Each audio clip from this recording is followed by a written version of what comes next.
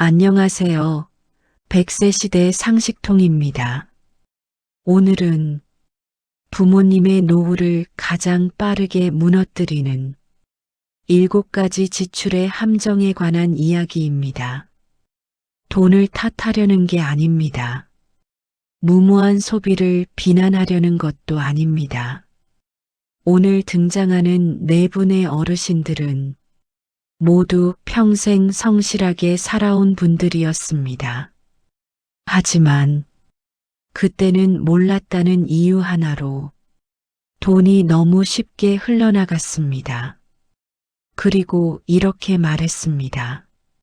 조금만 일찍 알았으면 내 노후가 달라졌을 거예요. 이 이야기는 경기도 부천에서 혼자 사는 박성호님의 이야기입니다. 박성호님은 40년 동안 인쇄소에서 쉬지 않고 일한 분입니다. 젊을 때는 지출 관리? 그런 건 아내가 다 했지. 하며 돈에 둔감했지만 아내가 먼저 세상을 떠난 뒤 고정비 관리가 점점 어려워졌습니다. 그리고 성호님은 몰랐습니다. 자신이 돈이 새는 가장 흔한 유형이라는 사실을. 성호님은 말했습니다. 많이 쓰지도 않았는데 왜 통장에 남는 게 없지? 고지서를 자세히 들여다보니 이렇게 적혀 있었습니다. 렌탈비 34,900원, 또 다른 렌탈비 59,900원, 보험 이건 휴대폰 요금제 8만원대, 인터넷 IPTV 5만원, 자동이체된 잡다한 월 구독 서비스들. 성우님은 깜짝 놀랐습니다. 아니, 난 이런 걸 가입한 기억이 없는데? 하지만 가입은 모두 사람이 좋다 보니 거절을 못한 순간들에서 시작됐던 것입니다. 성우님의 통장 잔액은 조용히 그리고 빠르게 줄어들었습니다. 나는 그냥 한 달에 몇만 원씩 나가겠거니 했지. 근데 그게 이렇게 많을 줄은. 그리고 어느 날 몇 년간 자동이체된 고정비만 계산해 보았을 때 성우님은 한참 동안 말을 잇지 못했습니다. 이 돈이면 내가 작년에 썼던 병원비를 다 냈겠구나. 고정 지출이라는 건 눈에 안 띄어서 더 무섭습니다. 고정 지출의 함정은 단순합니다. 눈에 보이지 않아서 늦게 깨닫는다. 노후 지출이 무너지는 첫 번째 순간은 문제없는 지출처럼 보이는 작은 비용들입니다. 하지만 이것들이 1년, 2년, 3년 쌓이면 수백에서 1,000만 원까지 새어나갑니다. 그리고 그 돈은 정말 필요했던 순간에는 사라져 있습니다. 이번 이야기는 강원도 원주에 사는 김선희님의 이야기입니다. 김선희님은 평생 자식들에게 피해 주지 않으려고 스스로 참는 것이 익숙한 분이었습니다. 하지만 그 마음이 가장 무서운 지출로 이어졌습니다. 바로 자녀에게 말하지 못하고 혼자 떠안은 빚이었습니다. 선희님은 말합니다. 애들도 힘든데 나까지 짐이 되고 싶진 않았어요. 하지만 그 침묵이 가장 큰 부담이 되어 돌아왔습니다. 선희님은 처음엔 작은 금액이었습니다. 엄마, 이번 달만 좀 도와줘. 아들이 그렇게 말한 날부터였습니다. 처음엔 20만 원, 그 다음 달엔 30만 원, 어느 순간 50만 원까지 늘어났습니다. 그리고 선희님은 그냥 한두 번이겠지라고 생각하며 대신 갚아주기 시작했습니다. 하지만 아들의 사정은 나아지지 않았고 선희님은 어느 순간 깨달았습니다. 아, 이게 내가 감당할 일이 아니구나. 하지만 이미 너무 늦었습니다. 부모님 세대는 참는 것을 미덕이라고 여깁니다. 그래서 자녀에게 걱정 끼치지 않으려고 혼자 해결하려고 합니다. 하지만 노후 지출이 무너지는 두 번째 순간은 바로 이겁니다. 말하지 못해 혼자 떠안은 지출. 이 지출은 파악하기도 어렵고 해결도 어렵고 최종적으로 부모님의 마음까지 무너뜨립니다. 자식은 모릅니다. 부모님이 얼마나 무리하고 있는지. 이번에 소개할 분은 인천 계양구에 사는 최영민 님입니다. 영민 님은 젊을 때부터 손해보지 않는 사람으로 불렸습니다. 가계부를 꼼꼼히 쓰고 지출 관리도 잘하는 분이었습니다. 하지만 영민 님조차 한순간에 흔들렸던 분야가 있습니다. 바로 고수익 투자와 보험의 함정이었습니다. 원금 보장이라고 해서 그 말 한마디에 영민님의 평생 저축이 위험해졌습니다. 영민님은 말했습니다. 그 사람이 너무 친절했어요. 우리 나이 또래에게 투자받아서 손해 난 적 없다고도 했고 처음엔 단순한 상품 설명이었습니다. 하지만 만남이 반복되자 영민님은 점점 마음이 흔들렸습니다. 그리고 결국 이 정도면 괜찮겠지 하며 큰 돈을 맡겼습니다. 문제는 한 달 뒤부터였습니다. 연락이 점점 늦어지고 상담사가 사라지고 수익률은 약속과 너무 달랐습니다. 그때 영민님은 깨달았습니다. 아내가 속았구나. 최영민님은 한동안 휴대폰 화면을 제대로 보지 못했습니다. 증권 앱을 열어보면 빨간색 대신 파란색과 마이너스 숫자들만 쌓여 있었고 지인이 원금 보장이라고 말하며 권했던 상품은 알고 보니 손실이 나도 책임을 지지 않는 구조였습니다. 아내가 속았구나. 그제야 영민님은 자신이 수익보다 불안에 흔들렸다는 것을 인정했습니다. 욕심부린 줄 알았는데 솔직히 말하면 불안해서 그랬어. 괜히 가만히 있으면 뒤처지는 것 같아서. 투자는 잘하면 자산이 되지만 잘못하면 지출이 됩니다. 문제는 이 지출이 식비처럼 눈에 보이지 않는다는 것입니다. 주식, 펀드, 파생상품, 지인 권유 투자, 보험이라는 이름의 저축상품, 스크린 속 숫자는 그냥 숫자처럼 보이지만 그 숫자 하나하나가 부모님의 평생 노동이 담긴 돈입니다. 괜찮겠지라는 말 아래 서명한 계약서 한 장이 노후를 가장 빨리 무너뜨리기도 합니다. 이제는 대전 유성구에 사는 장은영님의 이야기입니다. 은영님은 평생 집안 살림을 하며 가족을 돌본 전업주부였습니다. 돈을 많이 만져본 적은 없지만 늘 검소하게 살았다고 생각했습니다. 하지만 70대 중반이 되면서 혈압, 당뇨, 무릎 통증이 동시에 찾아왔고 병원 약국을 오가는 일이 일상이 되었습니다. 내가 흥청망청 쓴 것도 아닌데 어느 날부터인가 돈이 자꾸 줄어 있는 거야.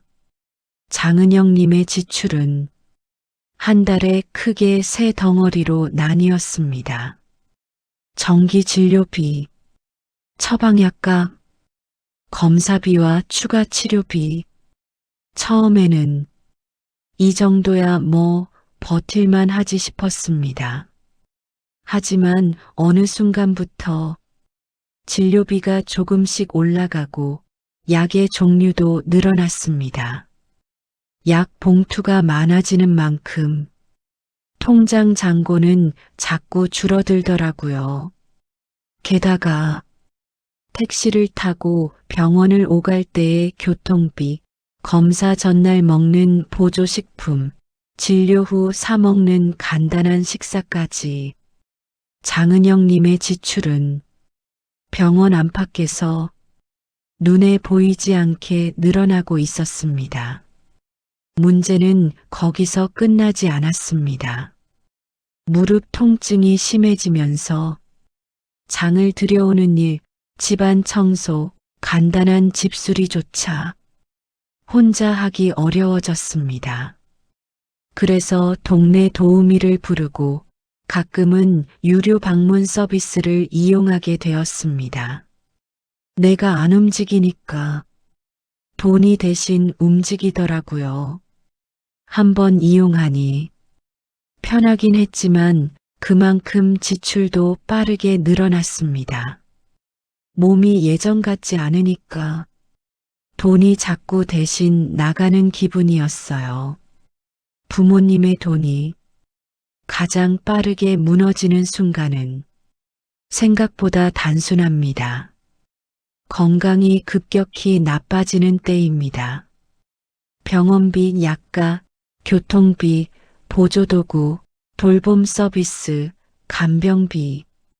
한 번에 크게 나가는 지출이 아니라 여러 군데에서 조금씩 새어나가다가 어느 날 한 번에 터져버립니다. 예전에는 몰랐어요. 내 몸 상태가 그냥 몸의 문제가 아니라 돈의 문제이기도 하다는 걸. 지금까지 네 분의 이야기를 들었습니다. 고정 지출에 조금씩 잠식된 박성호님, 자녀에게 미안해서 빚을 떠안은 김선희님, 투자와 지인 권유로 큰 손실을 본 최영민님, 병원비와 돌봄 비용에 노출된 장은영님. 각자의 사정은 달랐지만 네 분의 공통점이 하나 있었습니다. 큰 돈을 한 번에 펑펑 쓰지 않았는데도 어느 날 보니 노후가 불안해져 있었다는 것입니다. 부모님의 돈을 가장 빠르게 무너뜨리는 순간은 생각보다 뚜렷합니다. 첫째, 렌탈, 구독료, 보험 등 한 번 계약하면 계속 빠져나가는 고정 지출이 정리되지 않을 때. 둘째, 이번 한 번만이라면서 자녀를 돕기 위해 노후를 넘겨버릴 때. 셋째, 원금 보장, 높은 이자를 약속하는 투자 상품지인 권유를 충분히 이해하지 못한 채 믿고 맡길 때. 넷째, 건강이 나빠지는데도 괜찮겠지 하며 버티다가 한 번에 크게 쓰는 병원비와 검사비. 다섯째, 약, 건강식품, 보조기구를 정리하지 않은 채 겹쳐서 사는 습관. 여섯째, 외로움과 허전함을 채우기 위해 계획 없이 쓰는 식비, 군것질, 쇼핑. 일곱째, 나중에 정리하지 하며 오늘의 소비를 미루기만 하는 습관입니다. 이 7가지가 각기 따로 있는 것이 아니라 서로 겹쳐질 때 부모님의 노후는 생각보다 훨씬 빠르게 흔들립니다. 네 분의 어르신들은 하나같이 이렇게 말했습니다. 나는 그렇게까지 심하진 않을 줄 알았어요. 설마 내가 그 정도일까 싶었지. 그냥 남 얘기인 줄 알았지. 내 얘기일 줄은. 노후 지출의 가장 큰 함정은 나는 괜찮겠지라는 생각입니다. 괜찮을 수도 있습니다. 하지만 혹시 모를 상황에 대비하지 않으면 괜찮지 않을 때 너무 큰 대가를 치르게 됩니다. 박성호님, 김선희님, 최영민님, 장은영님, 네 분은 각자 다른 이유로 돈이 무너졌습니다. 하지만 네 분 모두 어느 순간 마음을 바꾸기 시작했습니다. 그 변화는 거창한 것이 아니었습니다. 조금 더 적어보기, 조금 더 물어보기, 조금 더 미루지 않기. 작은 변화였지만 그 작은 변화가 노후의 균형을 다시 세워주기 시작했습니다.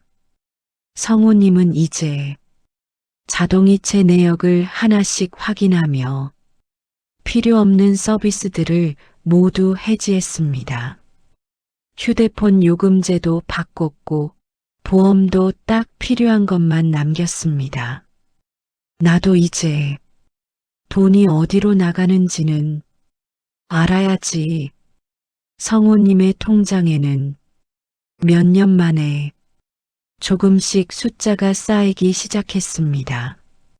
선희님은 자녀에게 처음으로 말했습니다.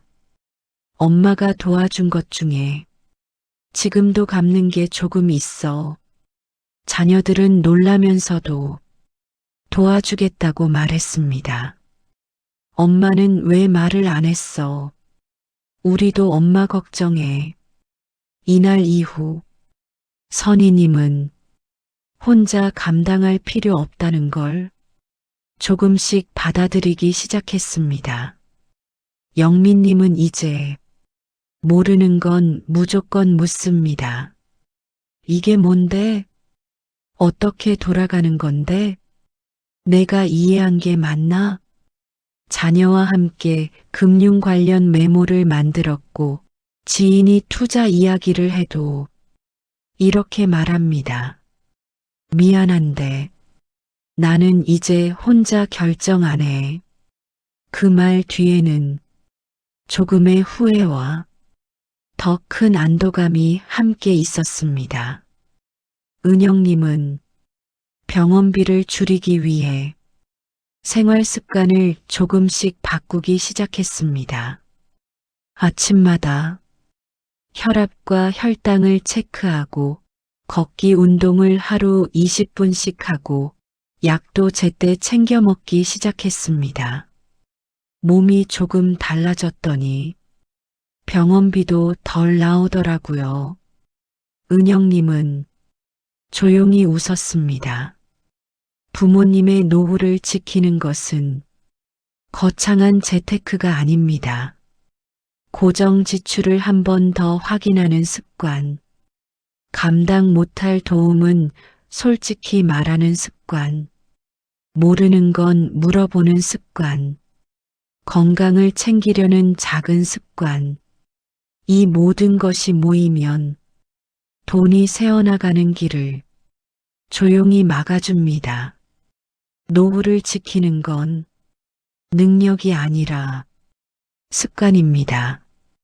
박성호님은 지출을 기록하며 마음이 편안해졌고 김선희님은 자녀와 이야기를 나누며 혼자라는 생각이 사라졌고 최영민님은 묻는 용기를 갖게 되었고 장은영님은 건강을 챙기며 지출을 조금씩 줄였습니다. 각기 다른 네 사람의 오늘에는 공통점이 있습니다. 나 자신을 지키는 작은 행동 하나. 부모님들은 자녀에게 부담 주기 싫어. 말을 아끼지만 사실은 누구보다 자신의 노후를 지키고 싶어 합니다. 그 마음을 우리가 조금만 더 들여다보고 조금만 더 함께 바라본다면 부모님의 내일은 지금보다 훨씬 단단해집니다. 오늘 네 분의 이야기는 특별한 사람이 아니라 지금 우리의 부모님일 수도 있습니다. 그리고 우리 자신이 10년, 20년 뒤 겪을 수도 있는 이야기입니다. 돈이 무너지는 순간은 조용히 시작되지만 지키는 순간도 아주 작은 변화에서 시작됩니다. 오늘의 작은 실천이 내일의 노후를 바꿉니다. 오늘 영상이 부모님의 노후를 지키는데 작은 도움이 되셨다면 좋아요와 구독은 더 많은 어르신들에게 중요한 정보를 전하는 큰 힘이 됩니다. 100세 시 대상 식통은 부모님의 오늘을 지키고 우리의 내일을 준비하는 이야기를 계속 전하겠습니다. 오늘도 시청해 주셔서 고맙습니다.